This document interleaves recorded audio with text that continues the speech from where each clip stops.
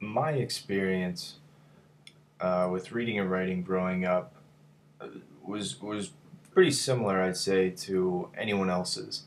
In the case that you have somebody reading to you, starting out, whether it be mom, dad, an older sibling, teacher, even um,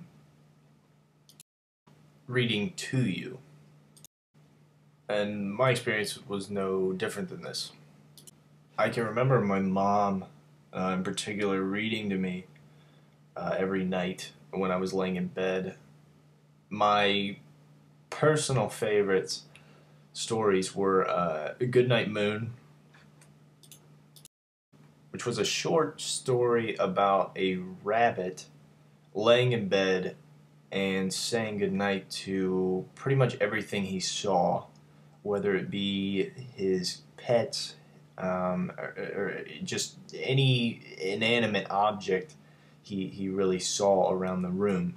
Also, growing up, I had a ton of books. I had three older sisters who read quite a lot, as well as my parents who were avid readers. So naturally, I was given just a ton of books. Um, as I grew up, I kind of retained that love of reading, and I would read constantly. I think one of the reasons is because I was completely spoiled when it came to books. You know, my parents would buy them for me all the time, and sort of my love of reading became less about the reading so much as it just was collecting books. I can remember going to the book fair every quarter, however often it rolled around, at school, and I would just buy just tons of books, and of which I read maybe a small percent of, which is a shame because I now have this collection of books, some of which are classics, and I haven't even gotten past page one. However, there were a couple books that really kind of caught me as a kid. Being a young boy, Captain Underpants was an obvious favorite. I can remember just flying through those books. Partially because one, I loved them to death, and two, because they were easy to read. However, the one series that is my absolute all-time favorite were the Magic Treehouse books.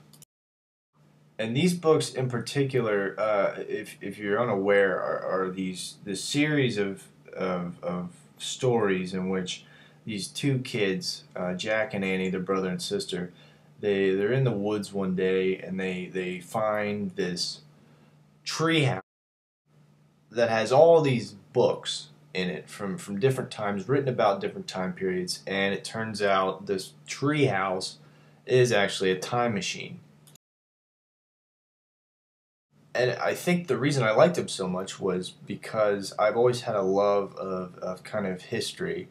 So, when these kids, who are my age are traveling back to, you know, the age of the dinosaurs and the pyramids and things like, different things like that, I'm interested.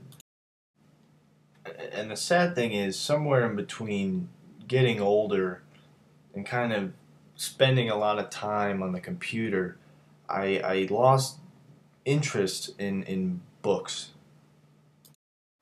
But using a computer, you're able to pull up information, read about things, see things more visually than you would with a book. I never, even though I got out of reading, I never disliked it. Obviously, we all have points in high school, middle school, or whatever, where we're assigned a book that we're not particularly interested in, and we struggle through it. And, just because we don't like the content There were a few books I remember growing up and reading and just being really, really unable to put the book down and kind of set it aside. I was so interested in what was going on. And the first one was in eighth grade that I can really remember, and that was The Outsiders. I really got into that book. And the other one that really stands out to me was my senior year of high school, reading 1984. And to be honest, I kind of miss that feeling of getting completely lost in a book, picking it up, reading, losing track of time, and really just immersing myself in the story. And years from now, when I'm out of college, I have a regular job, I'm not running around all the time. Yeah, I could see myself definitely getting back into reading, and I really do hope that I can. Because I think reading is something that everybody should do, because it helps expand your mind and really broaden your perspective on life.